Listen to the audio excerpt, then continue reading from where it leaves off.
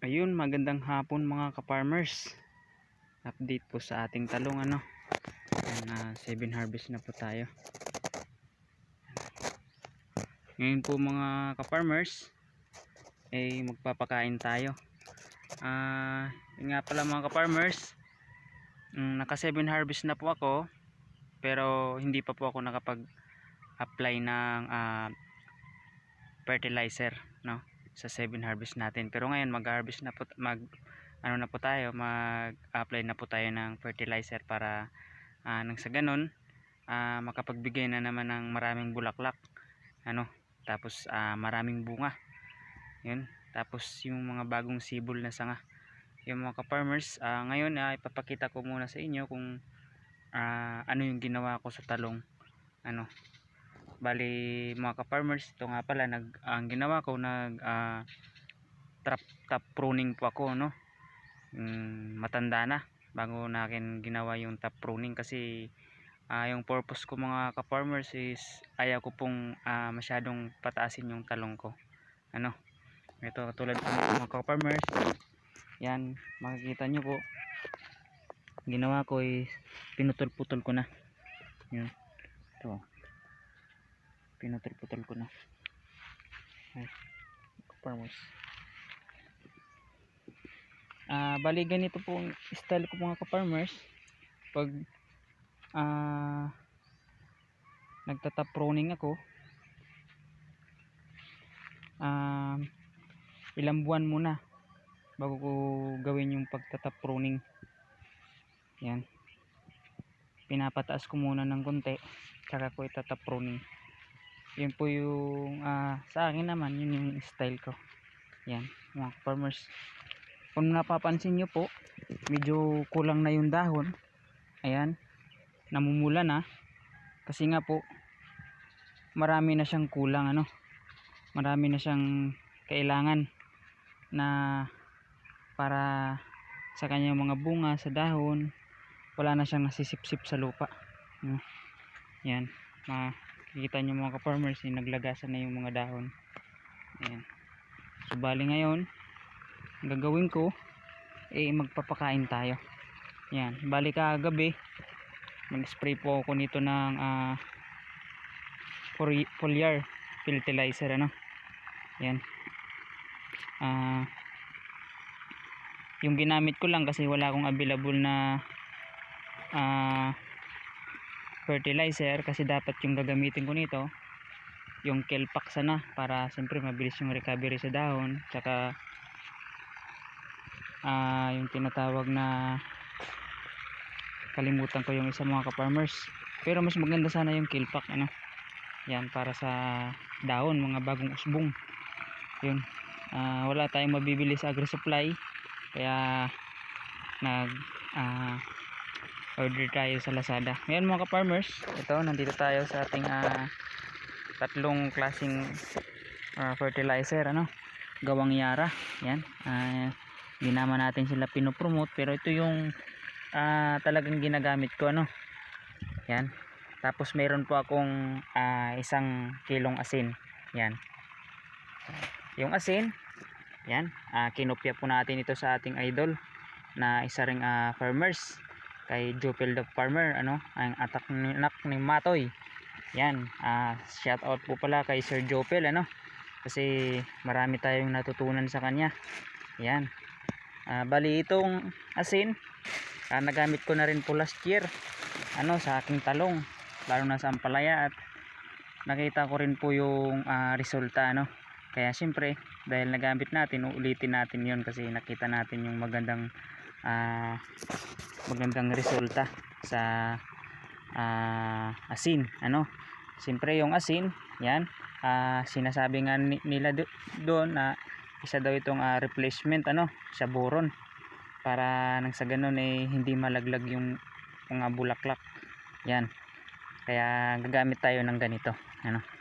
Hindi ako nakapagtunaw ng chlorine, na sana isasama ko rin dyan, kaya ito na lang, yun na lang muna po yung ilalagay ko. Yan, ayan mga ka-farmers, ano, punong puno na yung drum ko ng tubig. Yan, ang mga ka-farmers, yan, naglalaglagan na yung mga dahon kasi talagang kulang na po sa pakain. Yan. Pero okay lang yan. Siyempre, magkakaroon po yan ng mga bago na naman na sanga. Yun yung kagandahan nun. Yan. Mga ka-farmers, ito po yung diskarte ko pala para makakapagtipid ako sa abono. Yan. Tipid lang ako mag-abono mga ka-farmers, puro lang po drenching yung ginagawa ko. Yan. So bali ang gagawin natin magtunaw tayo ng itong tinatawag na calcium nitrate, tinatawag na nitrabor. Yan. Ganito lang po yung sukol ko mga ka-farmers. Dahil yan 200 liters po yung drum natin, ang gagawin ko dosing dakot din. Yan.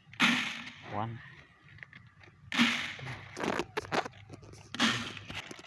10 11 12. Ayan mga ka-farmers, mapapansin nyo, kunti lang talaga. Kung gumamit tayo ng lata ng sardinas, talagang malayo po yung diferensya. Ito nasa 1 kilo lang, nasa 1 kilo lang yata. Yan. Ganun din po sa Yara Winner, 12 din. Yan din ang sukol natin. Ganun lang po ka-farmers sa lahat po ng crops ko. Bali ito po yung ginagawa ko. Tipid lang. Lalo na po sa sili. Yan. 3 4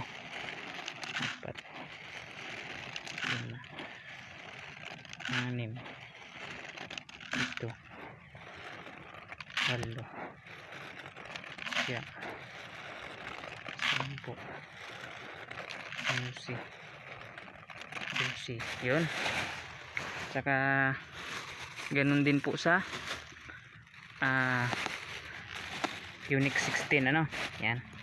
Kahit anong klase po ng complete, meron tayong triple 14, meron din na Unique 16. Yan, marami na pong klaseng complete na lumalabas. Pero siyempre dito tayo sa kung saan nakasanayan na natin. 4 5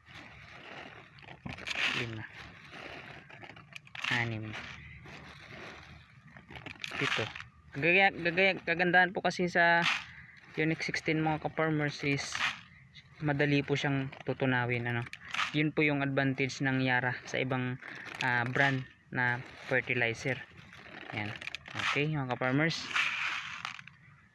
Tsaka asin. Yan. Asin. Yan. Kalahati lang nito mga ka-farmers sa akin sa isang drum. Pero sa kanila, pagkakaalam ko is 2 kilo. Yan. Sa akin ganun lang. Tipid rin kahit sa asin. Yan. Kasi epekto pa rin yan mga ka-farmers. Kahit sa po mga ka-farmers, sa granule, ganun din po ginagawa ko. Naglalagay ako ng asin. Yan. Siyempre, lalagyan po natin siya ng tubig.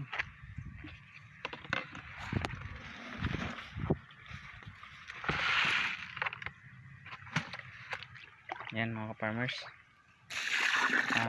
Babawasan po muna natin kasi medyo puno na. Yan.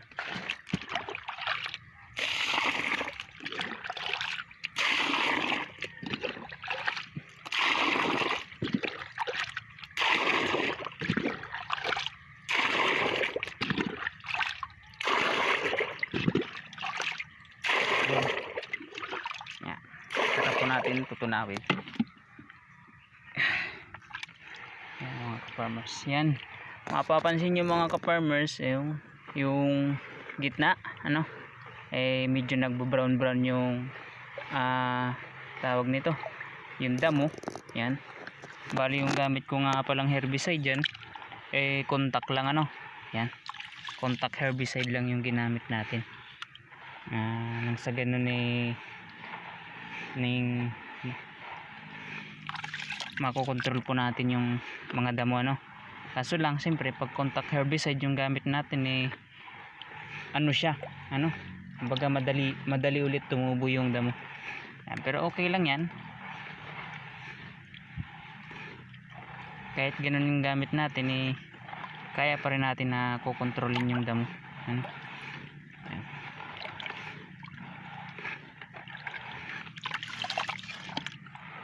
Medyo malamig malamig yung abono sa kamay.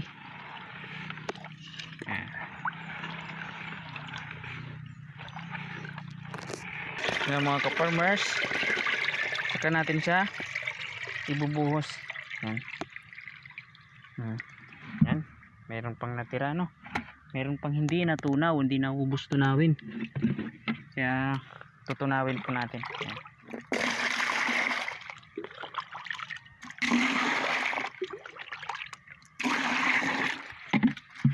Nagkagandahan ito mga ka-farmers, pag ganito yung kunti lang yung ginamit natin na fertilizer, na pag nagdidilig kunti lang yung dosage natin, eh kahit matamaan po yung dahon pag diniligan natin hindi siya naapektuhan kasi nga naglagay tayo ng calcium nitrate. Pero pag sa isang lata mga ka-farmers, pag tinamaan mo yung dahon ng halaman mo eh talagang yun ay namamatay, siyempre parang nasusunog yan. Okay, tunaw na, tsaka natin haluin yan. Mahirap mga ka-farmers pag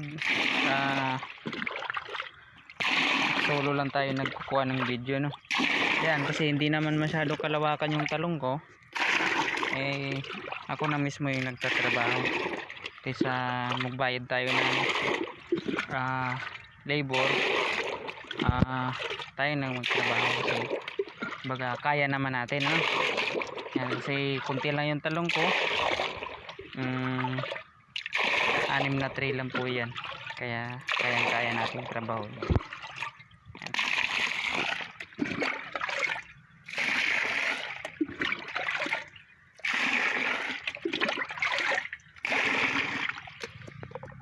Yan. Okay. So ayun mga ka-farmers, nandito na tayo, tapos na rin nating haluin so magdidilig na tayo mga ka-farmers so bali yung dosage po natin yan, sa isang tabo po na naglalaman po ito ng 1 liter yan, 1 liter yan. So 1 litro sa kada puno ng talong mga ka-farmers yan, isang yan ganun. Yan. Sa ganun mga ka-farmers mas mabilis po yung epekto yan. Okay, hanggang matapos mga ka-farmers tagi 1 litro yan. Okay, maraming salamat po mga ka-farmers yan, yun lang yung ma-share ko sa aking pag alaga po ng aking halaman. Siyempre mayroon din tayong mga nakopya na idadagdag natin, at siyempre nagiging maganda rin yung resulta sa ating mga halaman yun yung mga kagandahan mga ka-farmers pag may nag-i-share, i-apply agad natin nang sa ganun makikita po natin kung ano yung kagandahan sa binibigay nilang sinishare nila sa kanilang mga halaman yun mga ka-farmers, maraming salamat. At syempre mga ka-farmers, kung na bago lang po kayo sa aking channel, wag nyo pong kalimutan mga ka-farmers yung mag follow and subscribe sa aking YouTube channel. Syempre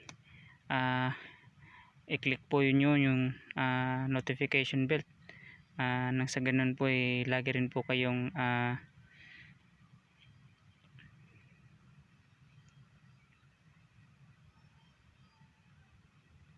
yun, lagi nyo pong masubaybayan po yung ating mga bagong na ipopost na mga videos yun lamang po mga ka-farmers, at happy farming everyone yan.